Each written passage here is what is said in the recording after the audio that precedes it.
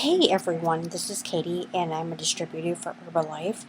I just wanted to let you know that this Herbalife Rebuild Strength Vanilla Ice Cream flavor is my absolute favorite. This is great for any after workout, any type of workout, it doesn't matter. You simply mix 2 scoops of this with 8 ounces of water or a drink of your choice and blend, or what I use is a blender bottle, and just put water and then 2 scoops and shake. But you can also use a blender and you add ice cream for more thickness. Has 190 calories and it has 24 grams of protein. Um,